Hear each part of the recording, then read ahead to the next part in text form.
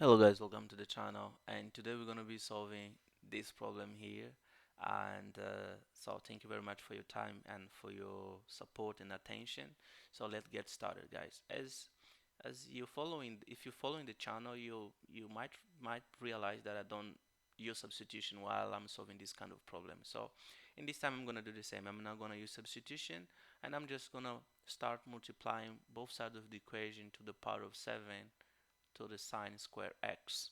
Okay, so from here then I'm gonna have 7 to the sine square x times 7 to the sine square x plus 7 to the cos square x times 7 to the sine square x, and then this is equal to 8 times 7 to the sine square x. And then from here, this one here, I can write this as same base, same powers. We keep the base and we add the power. So this is going to be sine square plus sine square. This is sine 2. This is 2 sine square x, and then plus 7 here. This is going to be cos square x plus sine square x. And then this is going to be, I'm going to bring this out here. This is 8 times 7 sine square x, and then this is 0. So from here we have that this is 7. This one I can write as sine square x times 2 here, and then minus 8 times 7 to the sine square x, and then this one here is plus cosine square plus sine square is 1, so I'm gonna have plus 7 equals 0. Okay, so now this means that I can write this one as um, okay, this is then 7 times sine square x to the power of 2.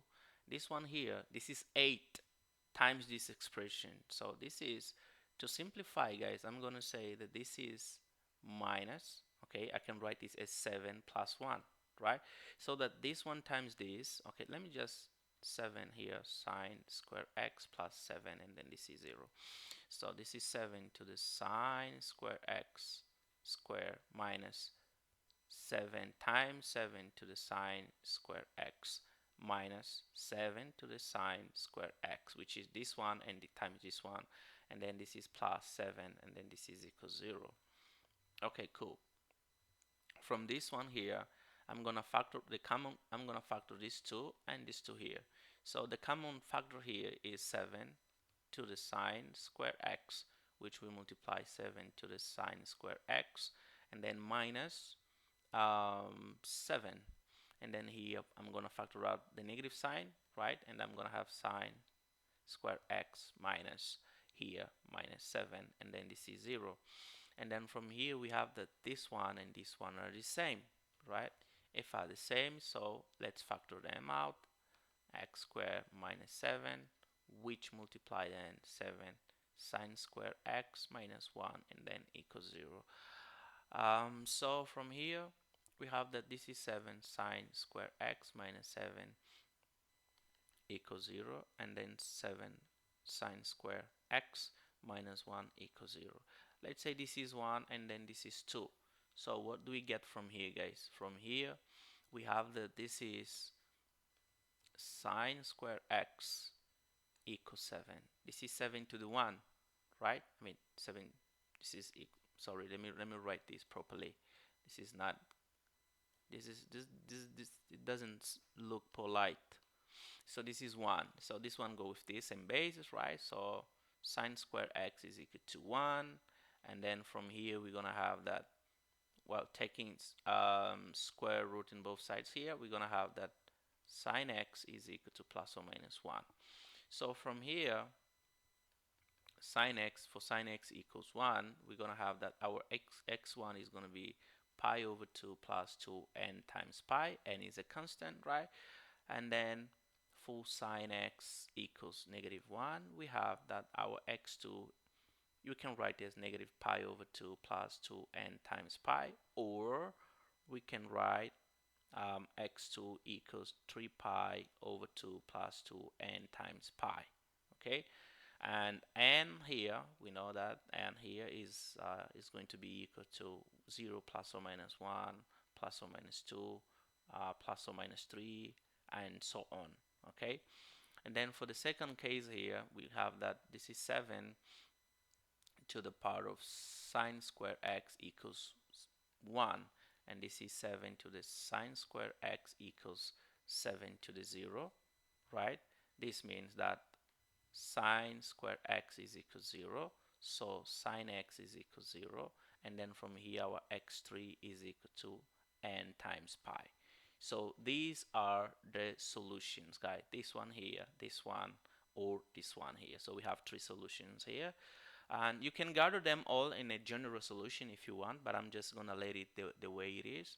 And in case we want to check, okay, we can just pick up whatever we want. Let's get pi. We can get here the third solution or the first one. I'm gonna pick the first one. Okay, let's say pi x1 here, and then let's choose n equals 0 for x1. So x1 will be pi over 2. And then if you will replace this in the beginning here, okay, let me just erase some stuff here. Okay, so then we're gonna have that this is gonna be, so then we have that if x is equal to pi over 2, so this is gonna be 7 to sine square, this is then sine of pi over 2, right? Sine square of pi over 2 plus 7 to cos square of pi over 2, and then this is equal 8. Sine square, we can write this as sine of pi over 2 square, and then plus 7 to cos of pi over 2, and this is squared, and then this is equal 8, right? So from here down we have sine of pi over 2 is 1, so we're gonna have 7 to the 1, which is 7, plus cosine of pi over 2 is 0, so 7 to the 0 equals 8. So this is 7 plus 1 equals 8, and actually 8 is equal 8.